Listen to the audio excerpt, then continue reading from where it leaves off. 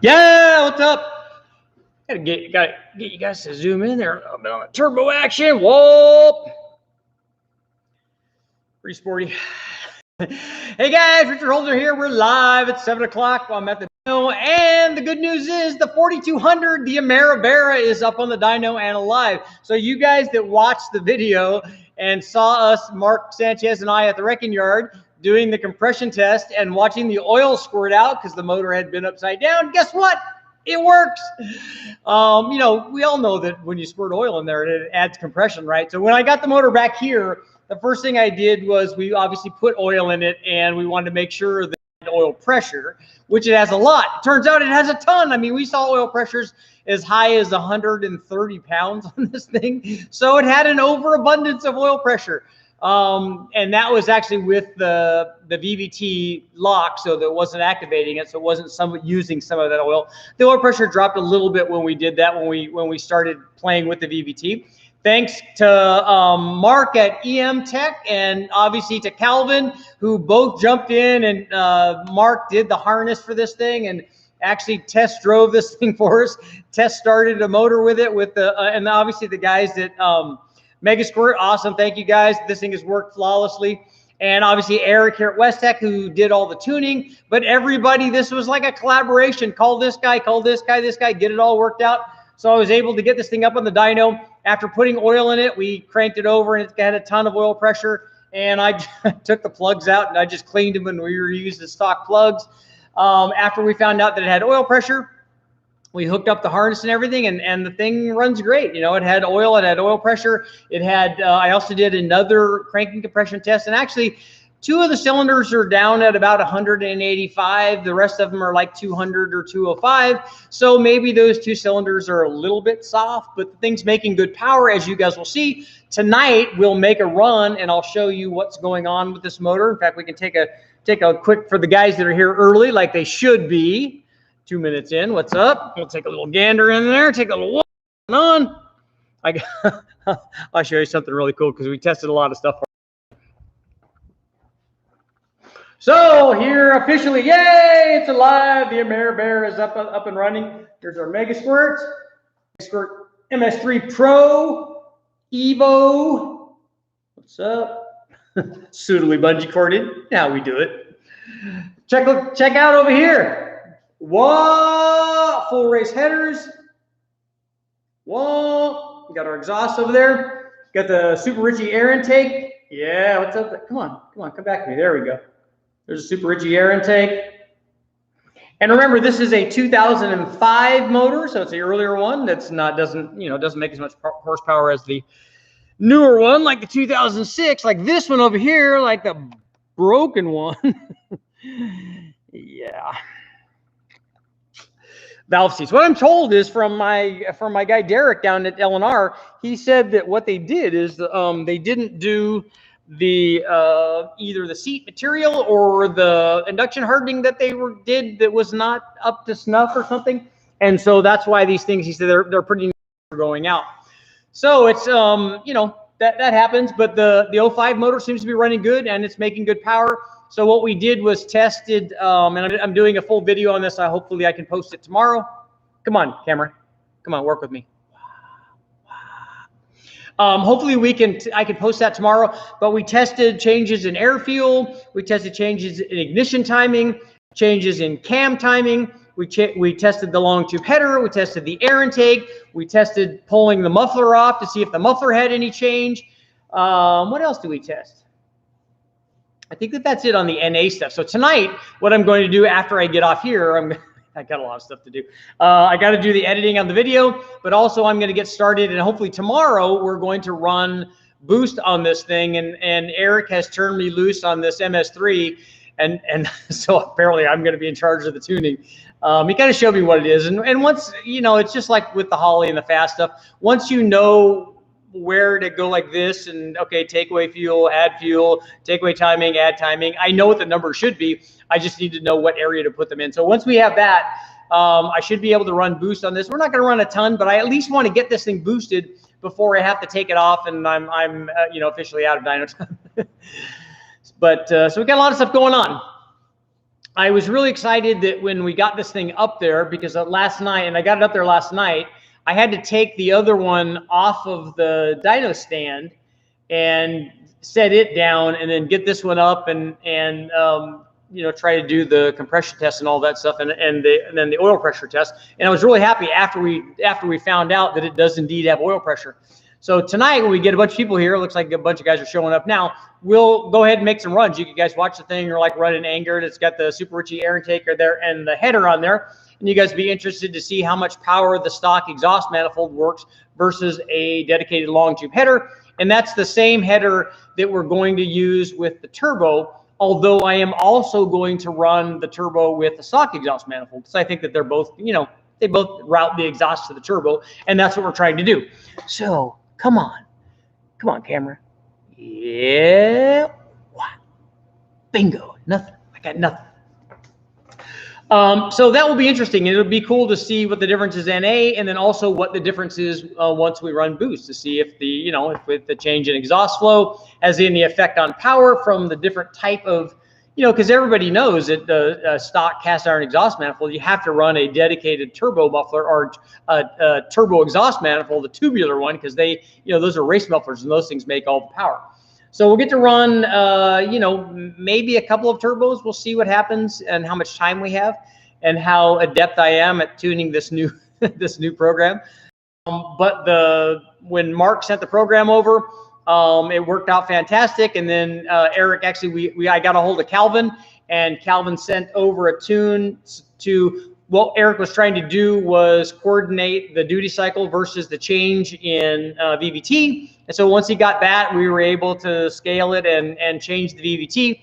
And changing the VVT versus having it locked out made a big change in power. And then you go up to a point where, hey, there's no more power gains, just like timing and just like air fuel. So the 4200, and I have to say, the 4200 sounds really cool. It's so much different sounding than you know, your typical LS or small block or big block or Ford or any of these other motors. That's kind of the cool thing, and I noticed that a lot with a Coyote motors, is that car, like a Mustang with a Coyote, and especially one that has an exhaust on it, that exhaust note is totally different than other stuff. It sounds completely different than a Camaro does. It sounds obviously different than one of these. And I'm hoping to, you know, hear the sounds of the turbo motor too at a higher power level. So it will be kind of cool. I spent some time last night watching a lot of BARRA stuff, also from the guys in Australia, and they're making crazy power with those. So it'll be kind of cool if we can do some of the stuff here. A lot of those real high horsepower deals are dedicated builds by, you know, professional guys that's kind of what they do for a living, which is cool. But I'm much more interested, and I've always been interested in the same thing with the 2J, is how much power can it make with a stock bottom end and ring gap, because that's kind of what, you know, that's my signature.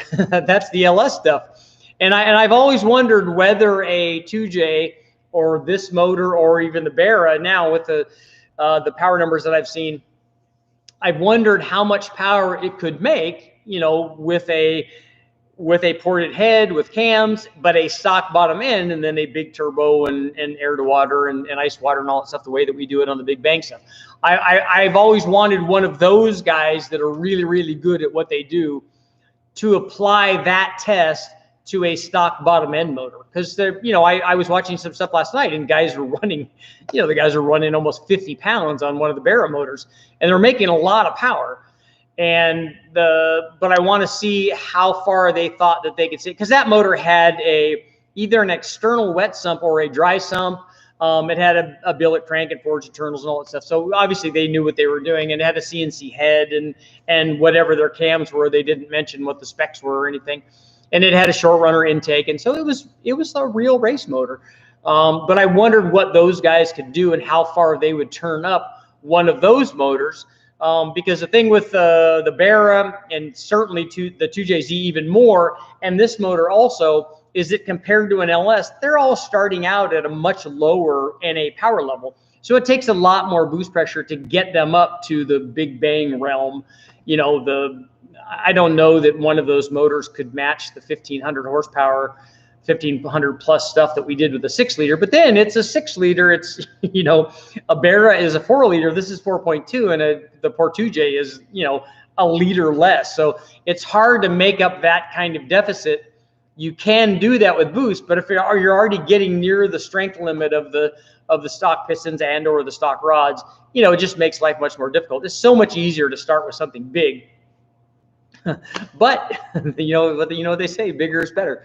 All right, let's go in and let's what do you say we go in and get this thing warmed up? We'll make a couple of runs. You guys can go, ooh, ah, yeah, we like that. So first thing we got to do is turn the water on. Here, get our water. Wah, wah. Turn on our fancy airfill meter right there. Then we'll go into the dyno. Wah. Turn on our valve.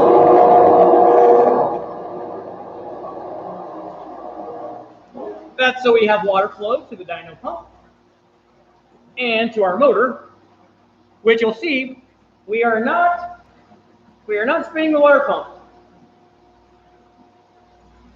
Come on, camera. You're freaking out. You're freaking out.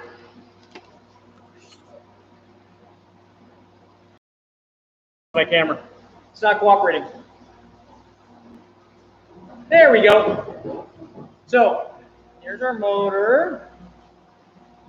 Fancy, fancy. So we got water flow to it. As I said, we're not spinning the water pump. Wah, wah. We're actually just force feeding water through the motor, which means that the motor runs very, very cold, and that's not ideal. It's not going to hurt anything, but we can run more timing that way. And what I want to do is try to figure out a way to get the factory water pump spinning so we can kind of feed this thing in a more conventional manner and run it at a more realistic temperature. Because as it is, we got to let the thing warm up a little bit. I'll get you guys situated over here so we can get this baby started, get this party started. Okay, so turn on our fuel.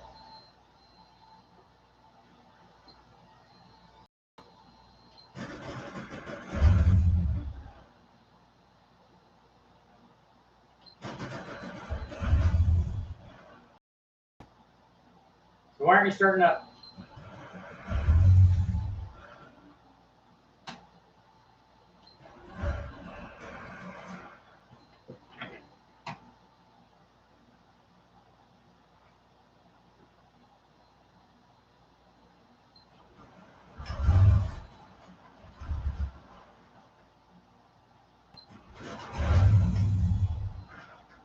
What's going on? You start up perfect every time.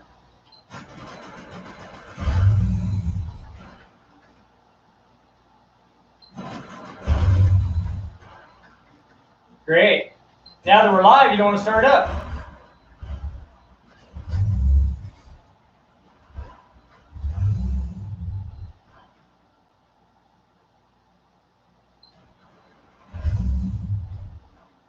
Looks like I'm going to have to get a technician. I don't know why she's not wanting to run.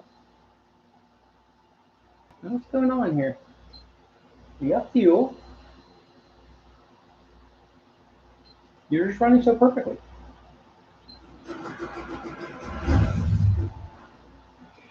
I don't know. See what Eric's doing. Maybe he can figure it out. We'll get this thing running.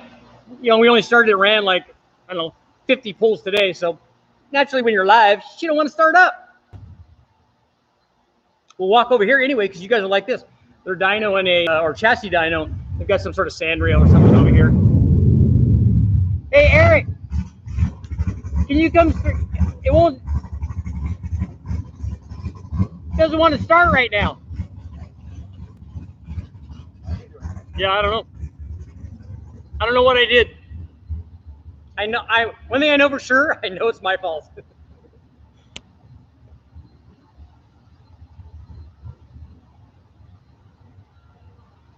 Eric refuses to be on camera. Oh, we put the other tune on it, right? Oh, okay, that's right. we were playing with the tune because we're getting ready to run it. I forgot about this. We changed the tune on it because I was getting ready to put larger injectors in it and E85 for the turbo. So we got to switch over to the other tune. No worries, no worries. It's all good. What I was saying is Eric won't be on camera because he's like Wilson, so he always has to hide behind the fence. We need to shut these off. Power cycling.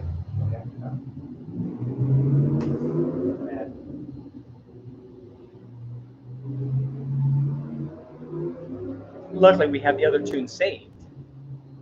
But here, look, there's the race one. Wall.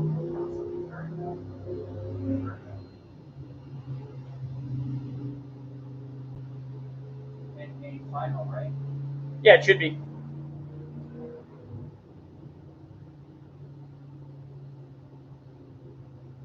And a final. Whoop, whoop, whoop, whoop. Home improvement reference. See, you guys like that? Wilson. Look, it's alive. That's what happens when Eric comes in. Okay. Boom. Look at that. He made it happen. Okay. Race engine. Oh, yeah. Eric's got to spin me. He can't be seen on camera. He refuses. They're making lots of noise over next door. Yeah. Yep. As I said, we put the. I forgot that we were playing with this at the end, so that I could. We were doing some, prepping for putting the turbo stuff on. So we're going to go up to 80-pound injectors. We're going to change from right now. We just have 91 in it. We're going to go from 91 to E85, and then we were playing with that tune and kind of pre-gaming with the timing curve and all that stuff. And then we just left it in there. So we had to change it around. So she's running good now. Wall, let's see. Wall. If you listen closely, you can hear the other motor on the chassis dyno too. Whoa, whoa, whoa, whoa. So get some. So what do you guys think? But while we're letting this thing warm up, what do you guys think? So which thing made the most power? Did the air intake make power? Did the header make power? Did the VVT, going from a locked VVT to adjusting the VVT, did that make power? Did the ignition timing make power? Did the air fuel make power? Did anything make power? Sometimes on NA stuff, it just doesn't want to cooperate the way like turbo stuff does, because the turbo stuff can be really, really, like it's so frustrating. I remember doing the Engine Master stuff, and we were like, we're looking for like this much power, and sometimes we get this much power here, and then we would lose this much power, and then the average would be the same. But the cool thing about having a turbo motor is that you just want more power. You just turn the boost up, put better fuel in, or whatever. There's the gains huge on a turbo deal. That's why I'm excited about running this. And remember, this is an early one, so this is I think that these things are rated at like 275 in 2005, and they're pretty even in terms of horsepower and torque from the factory. So it's about 275 horsepower and 275 foot-pounds. And then the later one, with better cam and the better head, went up to 291, I think. So it was rated at higher, storming on the big end, because that's what everybody needs in their Trailblazer. But these are good motors. Like I said, they sound really cool. I like the way they sound, and hopefully they're going to respond well to boost. This thing's cool because the other thing that I was thinking when I first started this thing up and ran it, I had the video going when we started it up, and I thought it was just going to blow smoke. I thought it was going to be like a mosquito abatement program, that the smoke was going to be everywhere, just fill the room. But that's actually not what happened. I was disappointed. I wanted to see smoke everywhere. I knew it would clean up if the motor was running. I knew that it was eventually going to clean up, but that didn't happen. This thing just wants to run, and so we have the early motor, but we have the later coils in it, and so they're just kind of sitting in there. But luckily, Calvin. So if you guys haven't been over to his NIB LAC 57, I think. So Calvin, if you're here, tell everybody what your handle is. Take a look at his stuff. He's actually really making power. He's already doing all the he's doing all the supercharged stuff already, or the turbocharged stuff already, and he's already running 9s with it on an unopened motor. So it's very, very cool. And he's the guy that sent us over the cure to get the VVT working, because Eric was playing with that a little bit, but he got it all dialed in, and the VVT does make a difference in power. So let's see, get some heat in her. So you guys see, take a look at that oil pressure.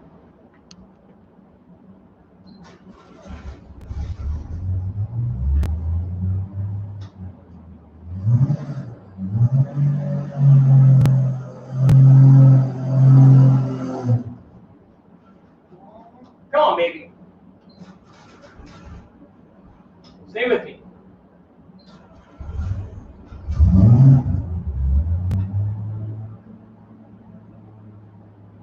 That's one thing. This motor has a lot of oil pressure. I mean, it's way over 100.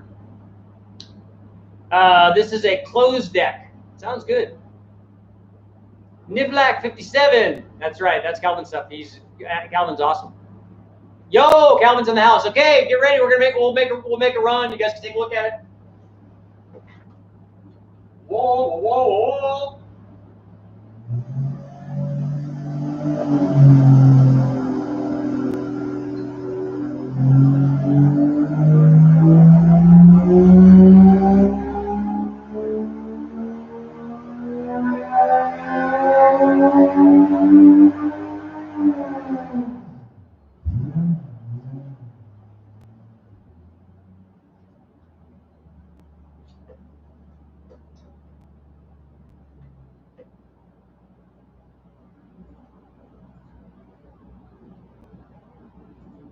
So now I'm made 288. Our best run of the night is, I think this one, yeah, 294 and 297.6 foot-pounds. So it's doing well. It's doing kind of what we would expect for a junkyard motor to do.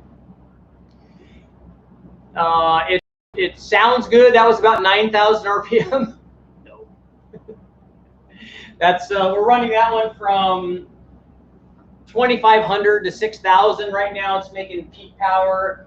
They say that it makes peak power at 6,000, and it's pretty level from, from 55 to 6 is pretty even.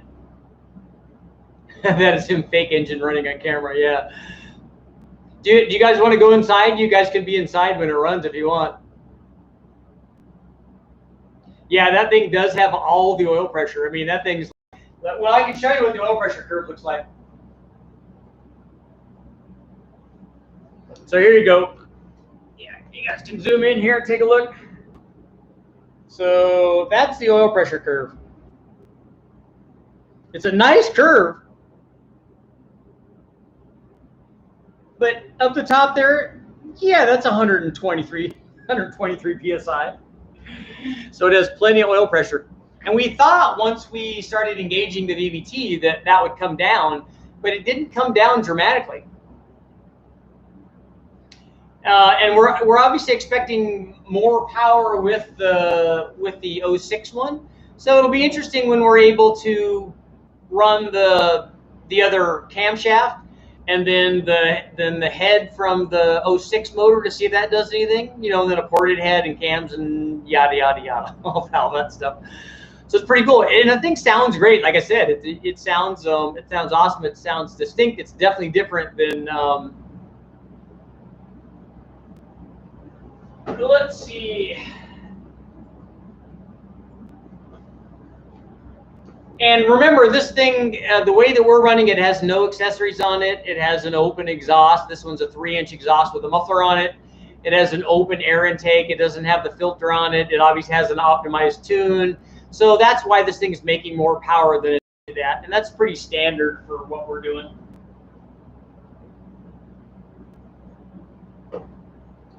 So let me know, do you guys want to be inside inside the dyno cell? Do you want to make another poll with you guys inside the dyno cell?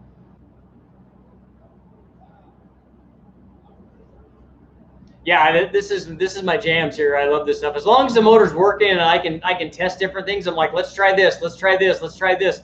one of the interesting things, as a matter of fact, I'm going to show you guys this. This is kind of cool. I'm going to show you one of the tricks on this.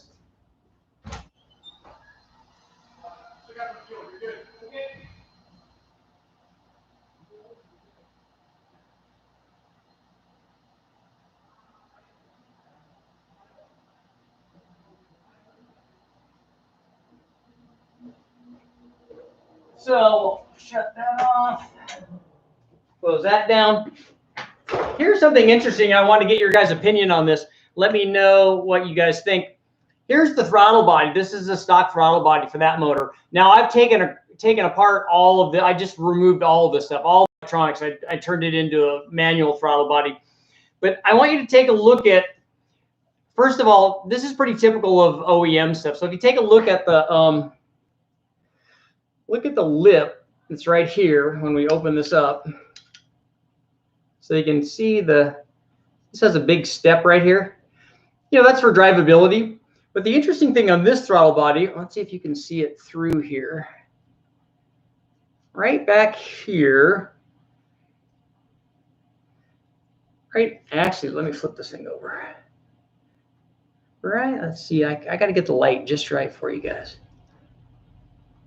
Right in the back, right back here, there's a big lip on the exit side of the throttle body. I mean, you can see it there. You can see the ridge because you can see the bore, and then you can see the ridge right there. That's huge. That's got to be worth like 30 or 40 horsepower, right? I just noticed that when we were playing with the throttle body that it has that big edge on, and I know that they're doing that for drivability because this is a, you know, it's an SUV and it's not a race application, so they're trying to, you know, make sure that when somebody stabs one of these things that that the drivability is good on it, and so they're not worried about, like, you know, tremendous flow because let's face it, that thing probably has more than enough flow for the kind of power output that we're making. But it'd be interesting to try a bigger throttle body on there, or to massage that one, get rid of that lip, get rid of the front drivability lip, and, you know, see if there's any power to be had. Try retard. Mark wants for us to try retarding the intake one tooth. It sure responded to changing the exhaust cam. Yeah, it looks like a speed bump. It does. Faster Problems polishes them and port matches. Oh, that's a good idea. The GT40. Mike says the GT45 is the best overall turbo ever made. So is it the sloppy stage 2 of the turbo world? let's go out here. So we got better, like got a better connection here, better visibility. I'm sitting next to a turbo. You know, I'm kind of right at home. It's all good. Da, da, da, da, da. Yeah, what's up? Got the turbo action going on. Plug this in. See what you guys are doing while we're here dyno testing.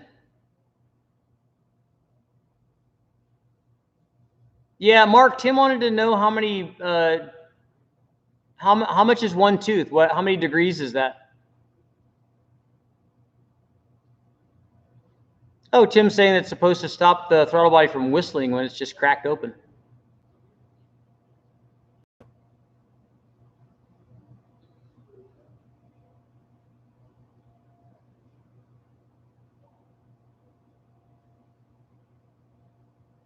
I'd look for a stuck oil pump relief valve. Too much oil pressure could be pumping up the lash adjusters. I've driven a bunch of Trailblazers and they don't peg the gauge at high RPM. That's something we'll check and see. Maybe I can. I'll have to take it apart to do that. We can tap on the pump and see if we can loosen that up or take it apart. E3s. These are some kind of AC Delco factory plug. They're a 1-inch long reach plug, a tapered seat. Like I said, all we did was clean the oil off of them and put them back in. I know Matt doesn't like the GT45. Fascist Pennant, we're using a Mega Squirt.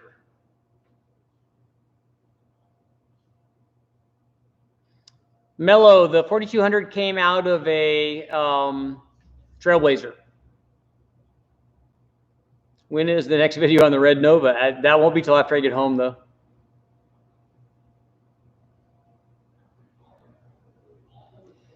Rob, would you run NGK Iridium plugs or regular NGK plug on a twin turbo 5.3? We've done both. They both work. We ran Denso Iridiums on the first 3 Big Bang motors, I think, and then we might have switched over on the Gen 4 6-liter.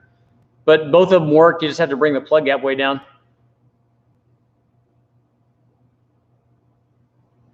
Yeah, the thing idle, I mean, it's got stock cams and it idles really nice, and it buzzes up there pretty good.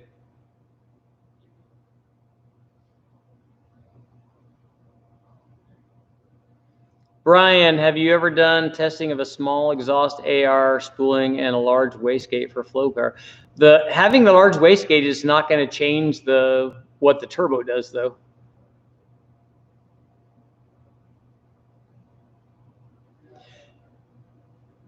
Yeah, I agree. I don't think it should have that much oil pressure, and it probably is hurting power. Also, somebody said that these things hold 7 quarts, and there's no way that pan holds 7 quarts, because we have about I don't know, 5 and change, and then whatever was in the filter. So it's not that much.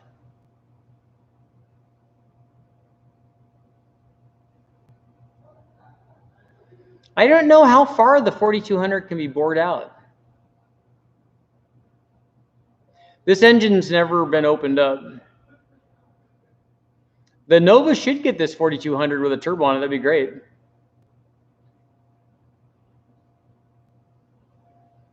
Supercars wants to see you want to make some runs in the dyno cell. The cams are pretty cheap because they're regrinds from the guys down at Schneider.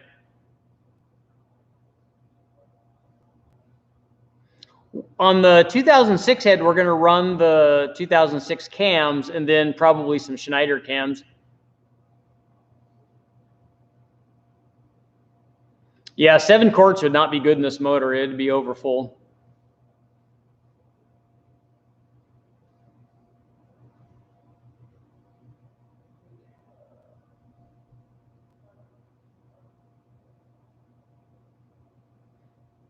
Shadow ops. I got 6 in this thing, and it's a little above the full mark.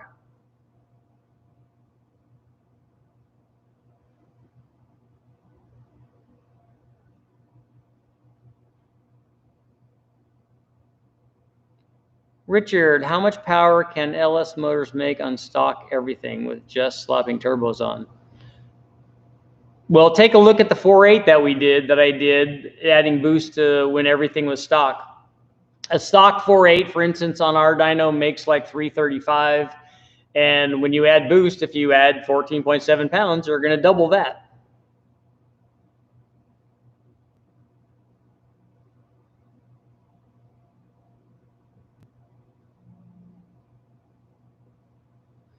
What oil pump and what oil do you run on turbo LS? Sloppy talked about they use Rotella. We used Lucas when we were running the Big Bang stuff, but I use any kind of 530 oil. I don't really care. Tick Performance is a company for the camshafts. I don't know. We're going to use Schneider. They're local to us.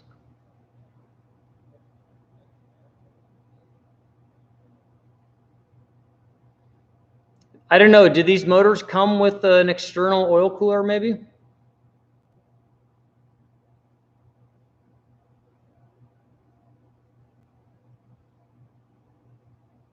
Rob, thank you very much.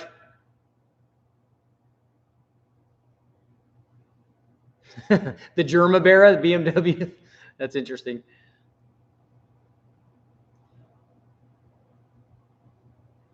I just Calvin will. I don't know if I could do that with just the alternator. Aren't I going to have to do something on the other side of the tensioner too, maybe?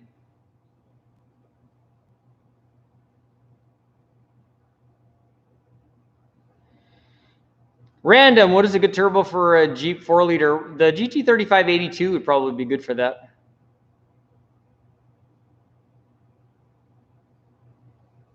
Junkyard 6-liters are good. The bell housing pattern is distinct to this. It has the same dowel positions as a small block Chevy, but Mark at MTech Has an adapter that we use to bolt it to a small block Chevy bell housing. Okay, yeah, Calvin, I can check it out on the wiki. That's not a problem.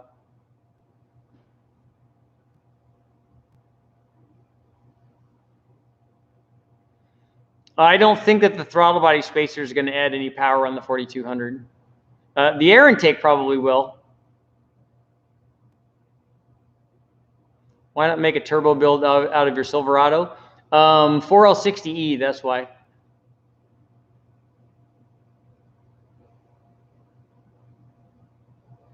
Does altitude affect injector size? No, the injector size is power dependent. You're going to lose power up at altitude, but because you're not breathing in as much air, or technically oxygen molecules. Are you going to pull this apart and add ring gap? We won't initially, but we are going to, yeah. After Calvin ran 19 pounds on his, obviously there's nothing to worry about.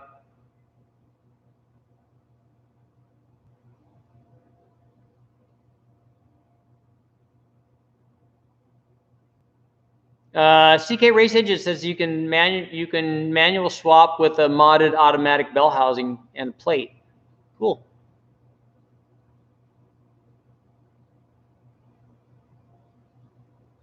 Yeah, I didn't notice an external oil cooler when we were pulling these motors.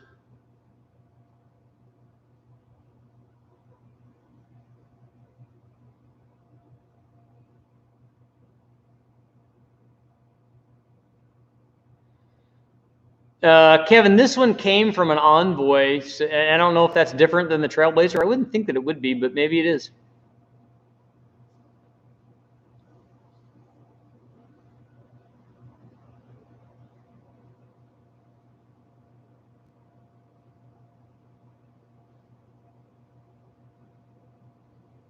Could you test an LS setup with a diesel turbo, like the variable vane kind, seen floating around Facebook? I've never tried the variable vane stuff because I don't have a controller to control the variable vane stuff. And you don't need that for an LS. There's lots of easy turbos that you can just bolt on and they work just fine. Are 36-pound injectors too big for a full bolt-on NA 4847 HO with stock 24-pound injectors? You only need to go up in injector size if you're making enough power where you need that extra fuel. Are you making more than 400 horsepower? Because that's what 24-pound injectors will support.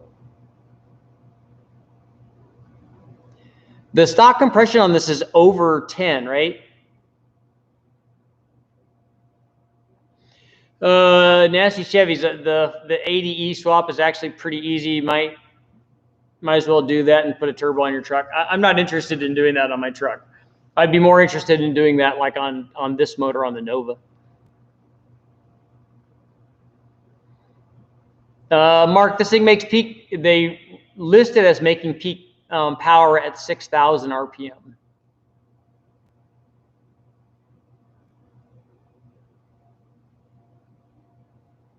What spring should I run? Sloppy stage 2. Lots of guys use the pack springs or the 2690-teens or any. There's like a million dual springs out there that you can run. Yep, Calvin's throwing it up there. 60,000 mile engine. That's like a new one. That one, that's like right from the showroom. E85, 19 pounds, 999 with a 9 at 132. So that's what these motors can do with boost, a stock one. And Calvin, was that an 05 motor too? Low pressure valve relief is supposed to be at 65 psi on this. So do we got a wonky like? I'm taking the fuel pressure reading off of the provision right above the filter, but there shouldn't be that much system pressure in this thing. Maybe the pressure relief valve is stuck.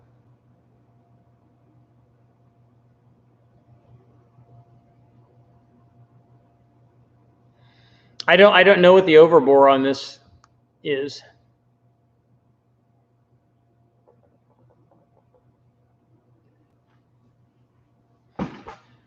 10 1/4 to 1. I have a book we use from Pennzoil for oil change. I may be able to send you. How come I need an oil change book? What was the ring gap on the 351 Windsor Big Bang? It was at least 30. Did West Tech build? No, I think that's that's a Miss Budweiser. I don't think they build like helicopter turbine engines.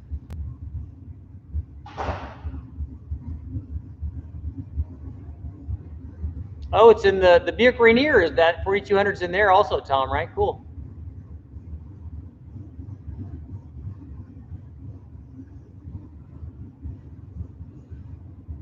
We've been on since 7, Tom. Can you guys hear the engine in the background? They're probably gonna make some runs on the chassis dyno now.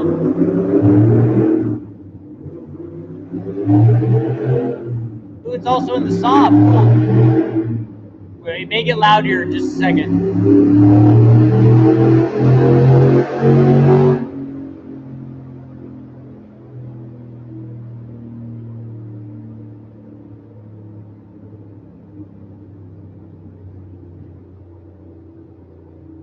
Terry, I don't have any experience with the Gen 3 motor. Well, the Gen 3 7875, only the Gen 2.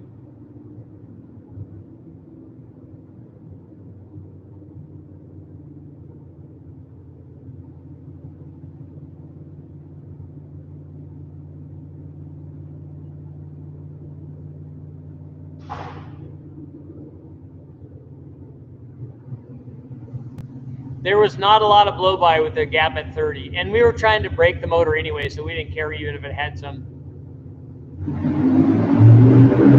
Here they go. That was a short pull. What did you gap the rings to on the 4200? We haven't done it. It's whatever the factory is. I think that it's a some kind of off-road buggy or something. We can walk over there and take a look at it if you guys want.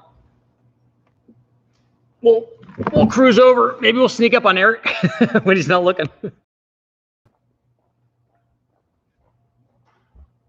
You guys can't all night. I got a lot of work to do.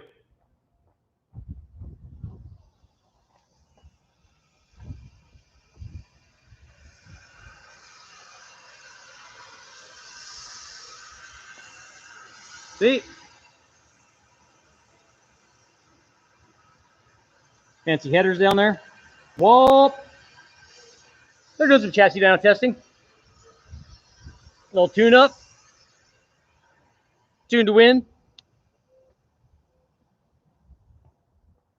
Whoop, whoop, whoop. Got some pizza over there. Pizza. Whoop. Let's see.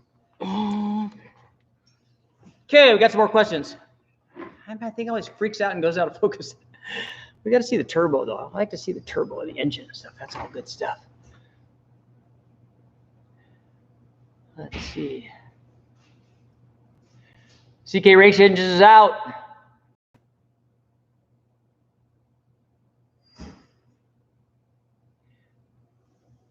What's a safe ring gap for 800 horsepower on a 351? 30 is safe.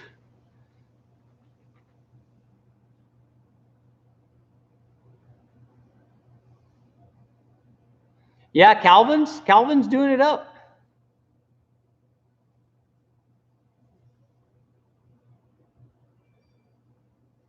Tom, I don't think that the 4200 is the same as the 3800.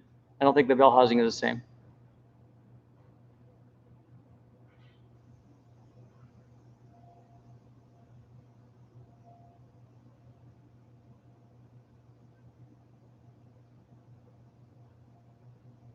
Richard, do you know who makes a better valve cover O-ring or flat silicone one for the LS engines? That O-ring style sucks for getting it lined up right so they don't leak. You have trouble with the factory valve covers leaking? You think that this motor in the Nova would run 12s with less than 300 horsepower?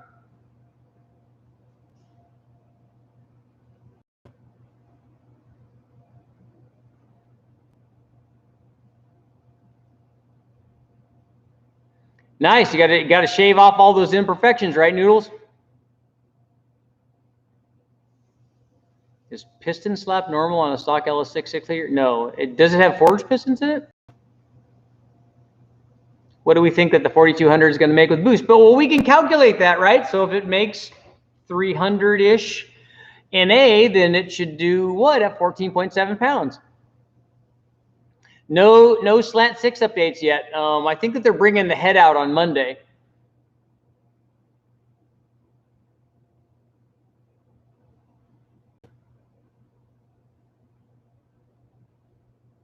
The transmissions behind the Bears, they had T5s, they had T56s, and then somebody said they had some other version of the T56 also. I am going to, Jabroni Motorsports, I am going to revisit the 455. I'm going to put it back together, and we'll run it with a bunch of mods on it.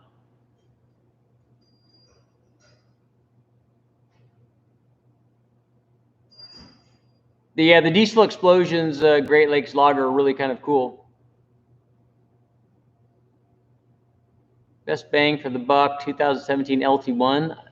Are you talking about a stock one? There's much better bangs for the buck out at the wrecking yard.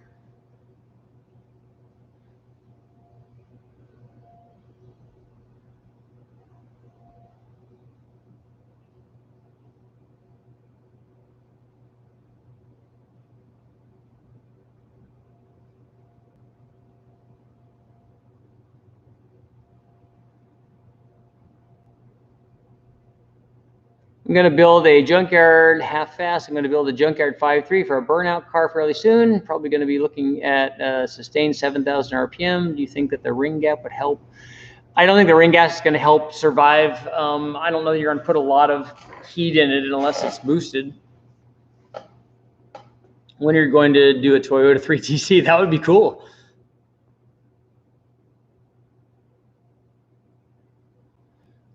Big Perm thought it was getting a T56 for the Barra and ended up getting a T6060, so that's even better, yeah. What single or pair of wastegate should I run on a single GT45 on a 5.2? We use the Turbo Smart 45 millimeters, and we run 2 of them on the engine dyno, but I'm sure you could get away with 1 of them on the street.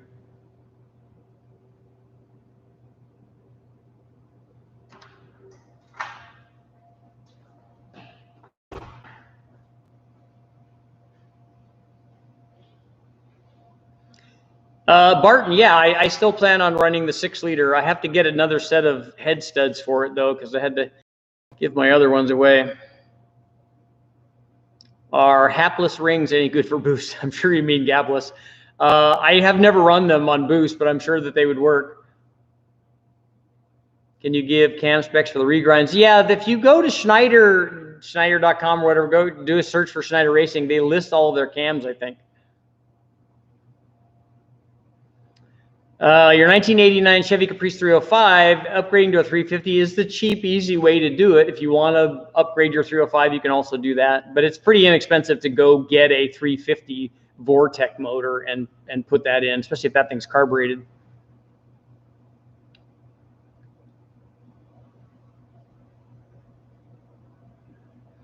I used to have a 3T GTE engine and a 73 Corolla. Those are cool. Tyler, did you see our walk around? Did you see us make runs on the 4200? We're making NA runs already. We were doing that earlier tonight on the 4200.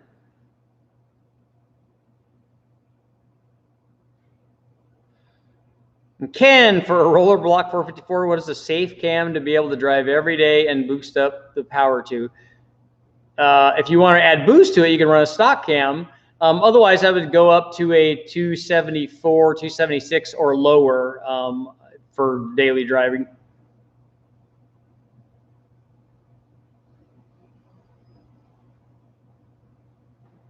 Tanner wants me to do a Gen 5 4.3 turbo setup in the Nova. That would be good. Any 6-cylinder would be good in there.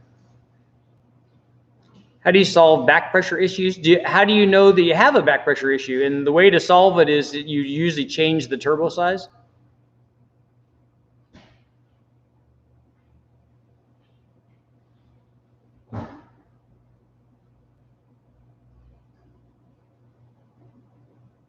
Oh, Tom, man, come on. I had a Pontiac Slant 4 for you, which is even more other guys than the Slant 6.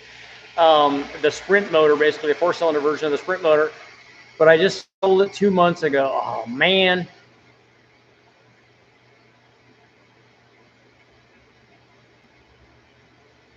Yeah, we're going to do the external oil feed on this thing, too, down the line.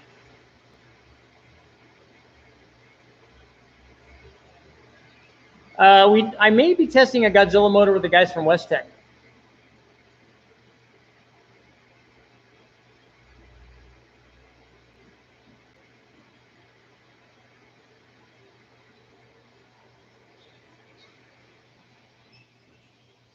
Tom, what torque converter do you recommend for a 4L60? I'm not really a converter guy. I have long tube headers, 3-inch pipe, and street stage 1 V2 camshafts.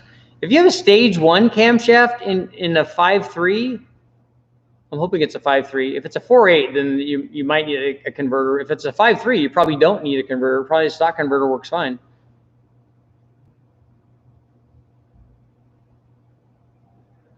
Thoughts on the Barra versus the LL8 4.2 liter? Well, that's what we're running tonight. We ran the 4.2 liter tonight, and I'm hoping there's talks of doing a Barra and comparing it to this motor, which would be very, very cool.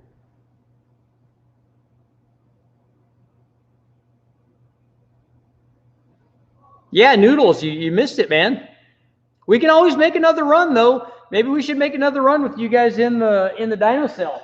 Maybe we should warm it up and get it going again, you know? Everybody likes to hear, come on, feel the noise.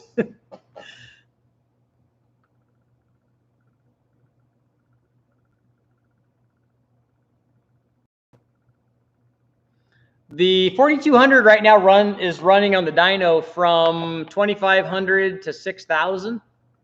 So we can make another pull. We got lots of people here, you know. We got new guys just coming in and go do it all over again, but put you guys inside the dyno cell. So open our door here, turn our pumps on. Everybody was here already, knows what the procedure is. Turn our pumps on. Don't trip over the throttle body that I threw down there. That's important. Turn our pumps on. Got our air fuel meter on. Wah, wah, wah, wah, wah, wah. Turn our valve on.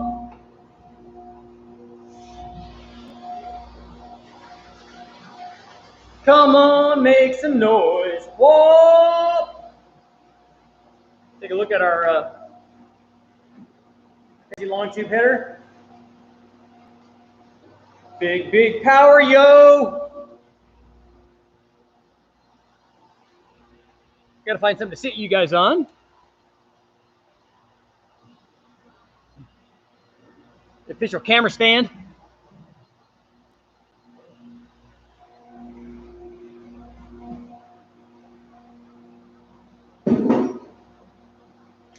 Set you guys maybe like right here. You guys like this? This is a good view. Good view for you.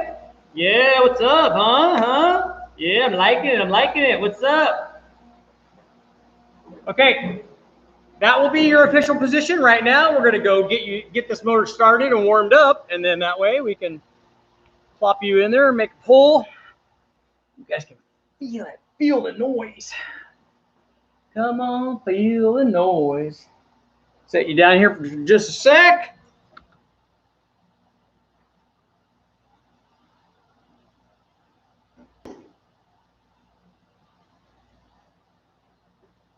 Watch all the magic happen. Now hopefully this time it will cooperate with me. Yeah.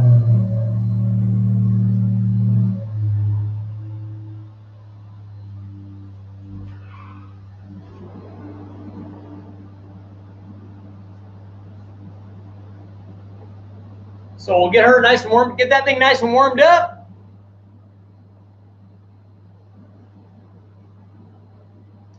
Oh, let's see. Mark is saying, Calvin, you should send one of your intakes and test it against a stock one. I'd like to. I have the adjustable intake. Jason over JT Fab has that thing almost done. He just sent me some pictures of it. Let me see if I can show you what's going on. Let's see what we got going on here.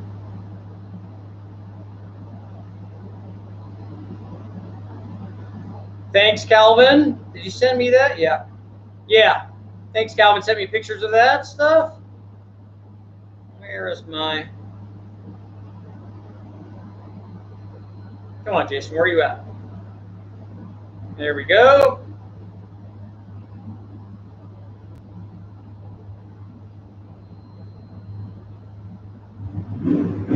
Okay. There. Let's see. Let's see. Come on. Why are you not going? Yeah, that's just like a... There we go. That's a little better. So you can see the intersection here. Come on. Right now, the plenum and runners are just sitting on top of the other runners, but there'll be adjustments, or it will be adjustable in between those two. I'm calling it the mailbox. I think Calvin's can actually go shorter, which I would like to do, but we'll see what happens.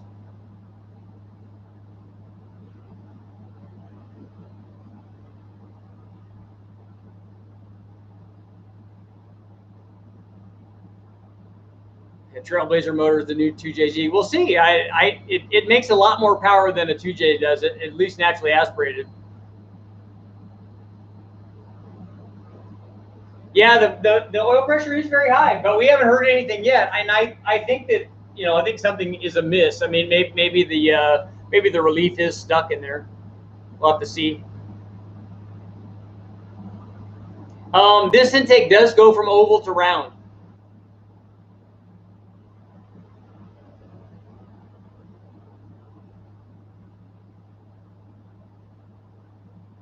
Yeah, if we run final Roam, and if we run enough boost, we can stretch the head bolts out and loosen them up a little bit. Then they'll come off nice and easy.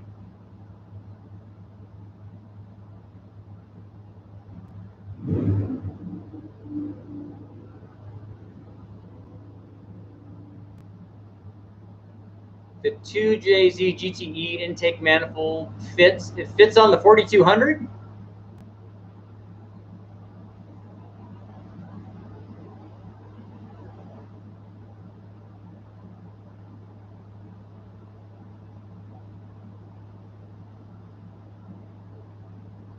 LQ9, BTR stage 2, V2.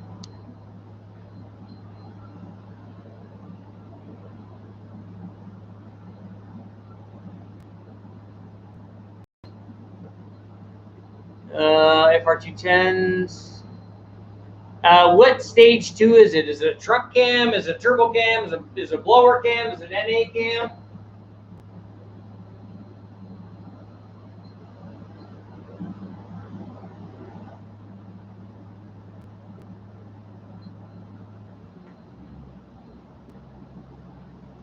Okay, who's ready for some dyno action?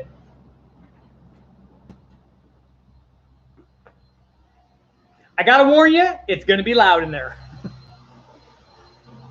This mic might not be able to handle the noise in there. We'll have to see.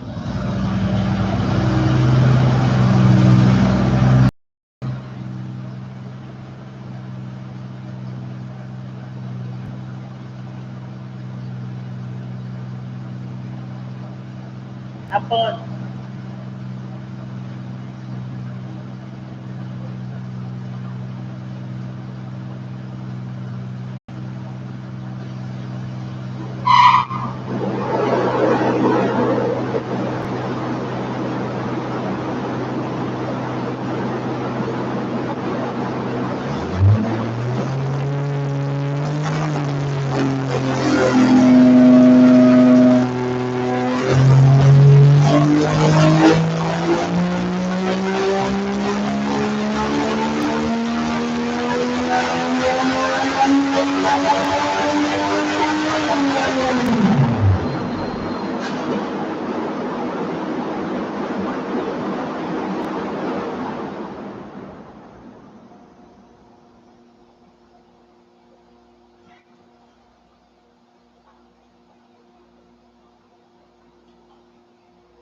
Yeah, see, almost like you were there, right?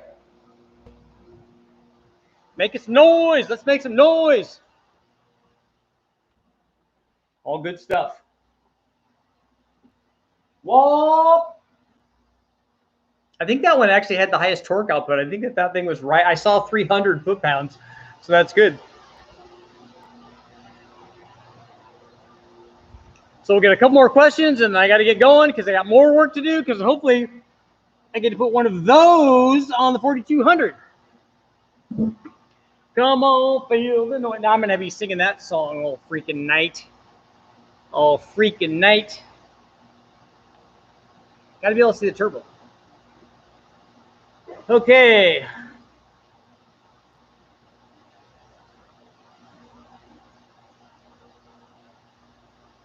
The results, 12 horsepower, yeah.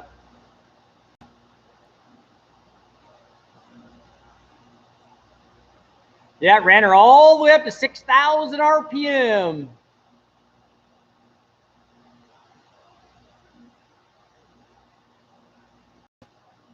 LS versus LT, what's better? Well, which one do you like better? It wasn't making, it was already past the power peak.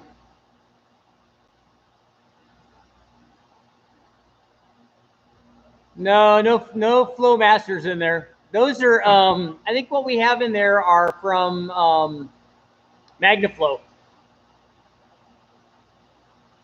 That thing made 290 and almost 300 foot-pounds.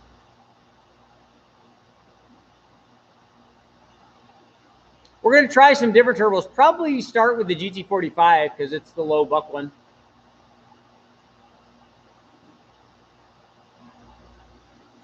It's already past the power peak, Flexall, so I don't determine where the motor makes peak power.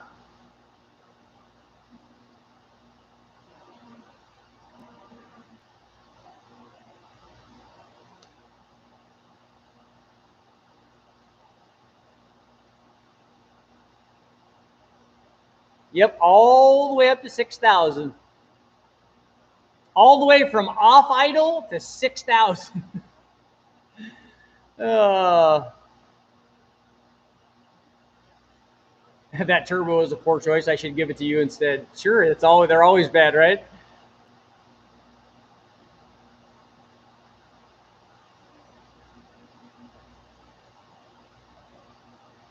Just picked up an older off-and-outs or 360 dual flame for the B-Series Mopar. Have you ever ran one of these? I haven't. Dulcich probably has, though.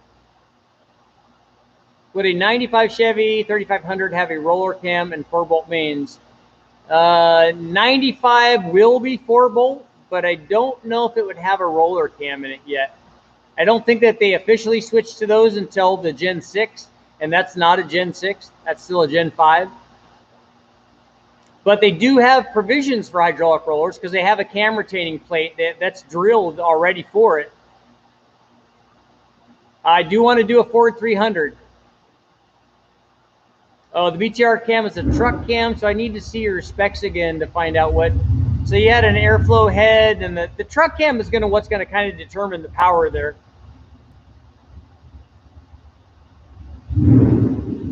Yeah, we might do a big bang on this on one of these 4200s.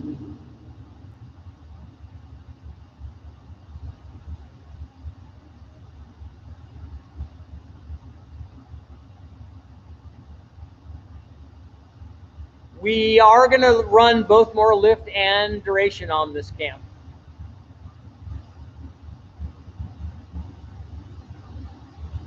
Steve, you have one running from 7,000 to 9,000, one of these 4200s? That's cool.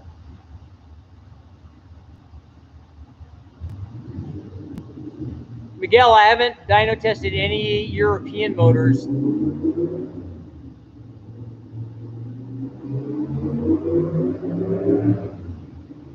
Luke, I don't think the 2JZ would compete with those other two.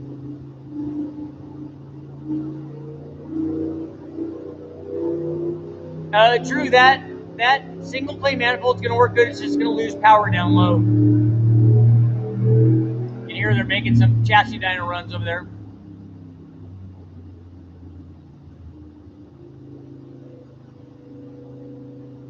The 4200 does not have the same bell housing as a V8.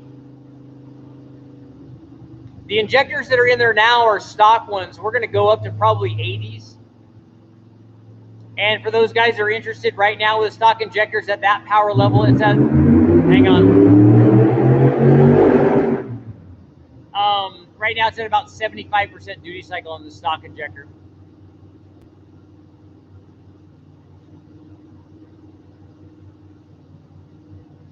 Yeah, Weber side drafts on there would be cool.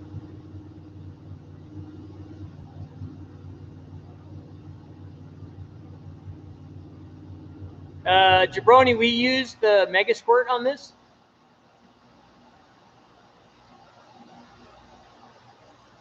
Julius, what's going on? Did you get to see the runs?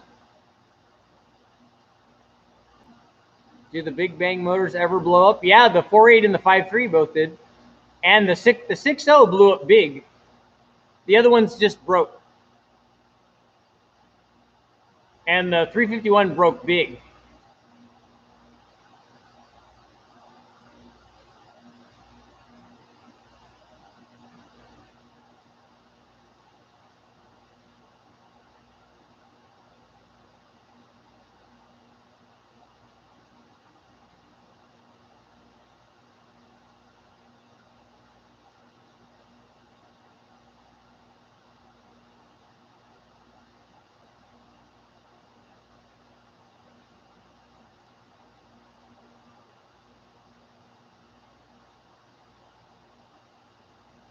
Where can I find dimensions of the 4200? Calvin, take a look at the wiki for the 4200. Calvin may have put the dimensions up there.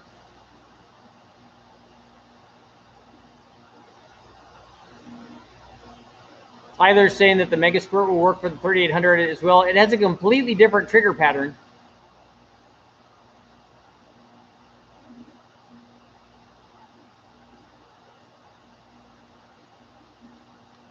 Tom, I don't know about the Toyota motors. It's sometimes it's a lot of work, like with this one, just to get them all running.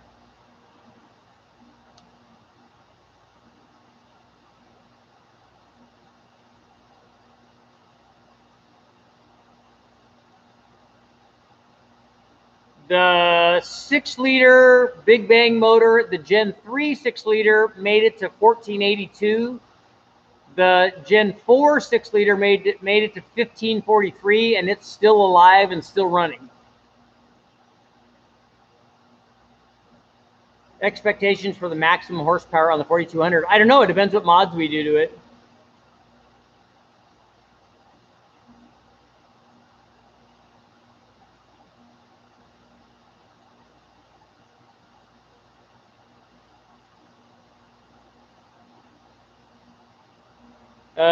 Carradine, Mark from EM Tech. That's EM. Man, I keep forgetting Mark's company's name. He did the harness for us, and the guys from Mega Squirt supplied the ECU. And Mark also does the adapters to adapt the motor to a small block Chevy or Chevy bell housing. And I did show the harness yesterday.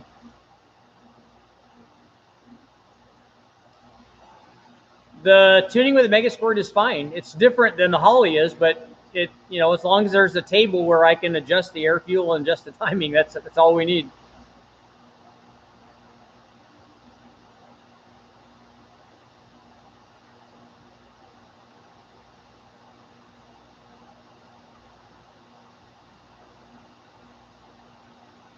Yep, ring gap and boost.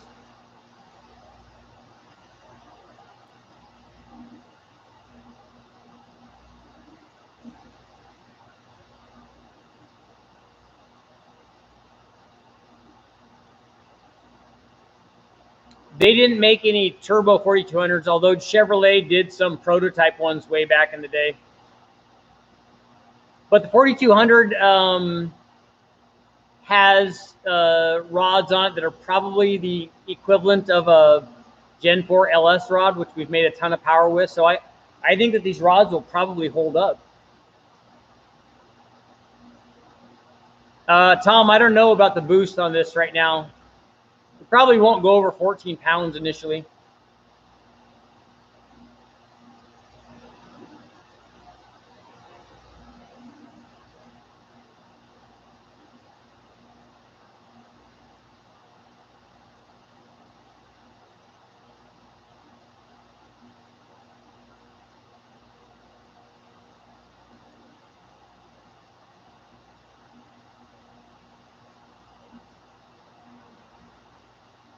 Will the Buick 455 get pumped up by a Gen 2 7875? No, the Buick's not going to see boost anymore. Hey, I found a Honda B21 the other day at LKQ. You know, Marcus, you know what I saw? Somebody found at LKQ when I was picking up this motor was a W Chevy. I think it was a 348. Very, very cool.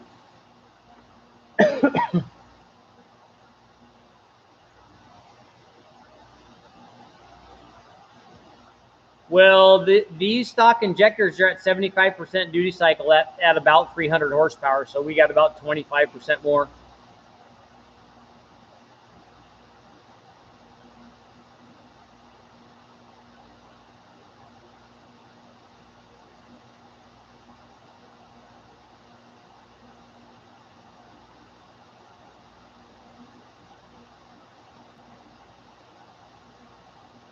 Julius, I was watching lots of Barra stuff last night.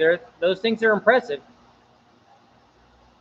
Basically, it seems like on the Barras that they just do spring upgrades. I guess the stock springs are weak, and then they do the oil pump upgrade and put a Cometic MLS head gasket on it, head studs on it, and then turn it up. I know that a lot of Barra guys don't seem to do camshafts, but there's no way that the stock cams could be making very much power. I've never had a 60-degree forward 6 on the dyno, only on the chassis dyno.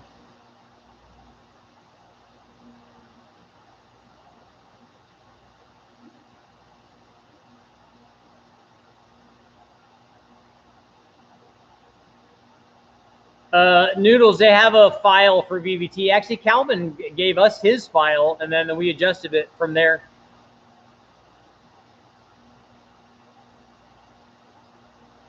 A Ford Tempo 2.3 HSC overhead valve motor.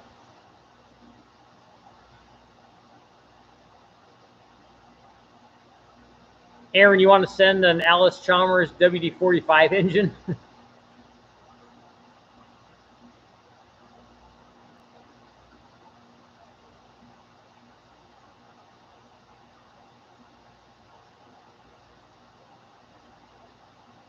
What's the most boost a CAS 7875 will push on a Gen 3 6-liter?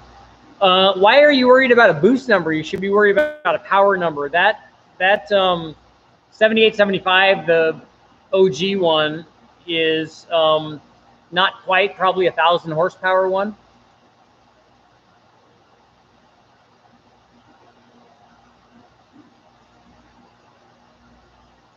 Yeah, Julie said that they were saying they run E85 on it, and the one that I was watching where they were trying to make 2000 was running methanol on it, but that was a full dedicated build.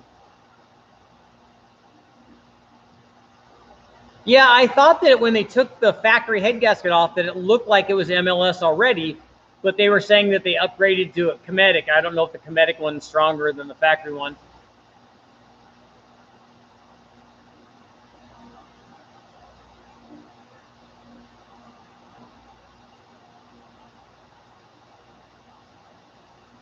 Chris, we did 2 dyno pulls. You actually got to be inside the dyno cell in one of them. Tom, I will know the specs. The guys from Schneider have the cam specs. They'll tell you, no problem.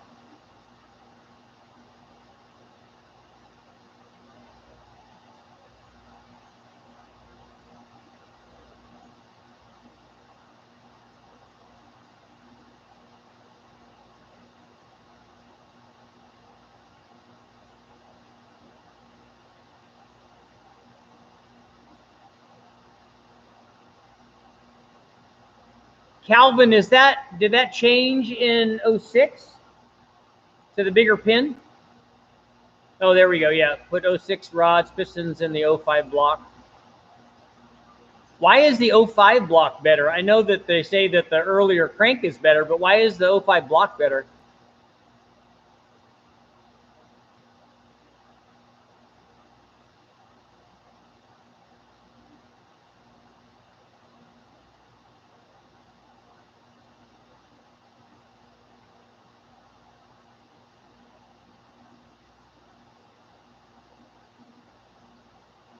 Have you ever done a Ford 302 with 2V Cleveland heads? I have not.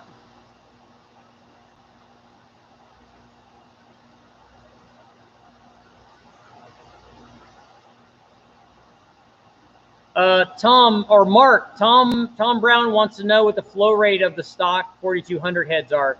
I know that the early ones flow less than the later ones, but you probably have the data.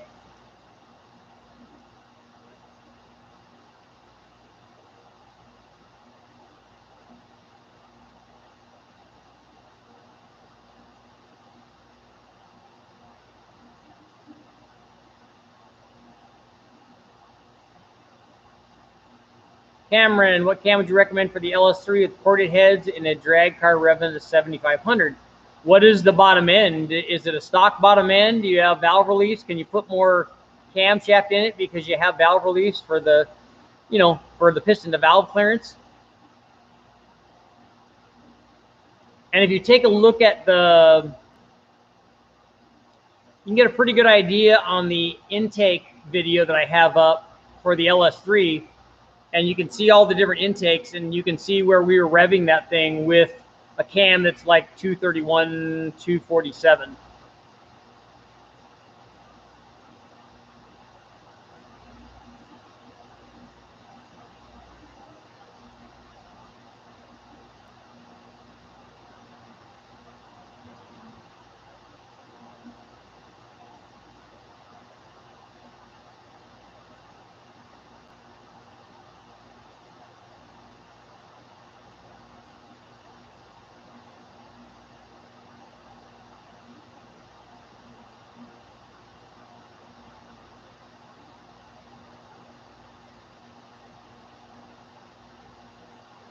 How about a Chrysler Industrial Flathead 6 boosted? I don't think I even know about that motor.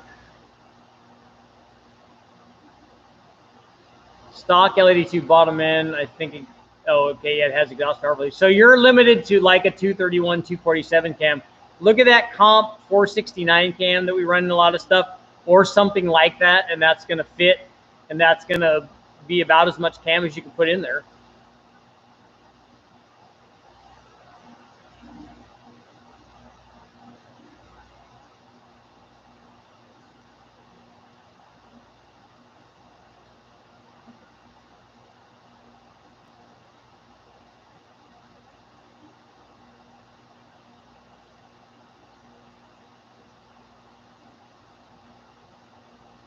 There you go. Calvin's throwing out some knowledge. If you overport your head and poke a hole through it, can be fixed. You can weld it if it's an aluminum head.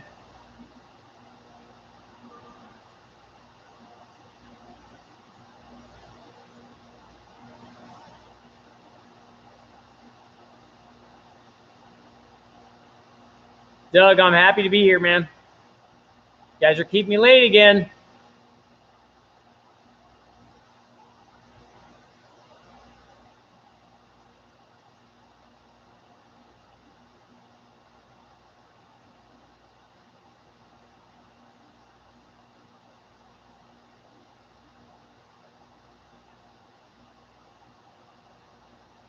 Okay, guys, I need to get going. I got to do one of these.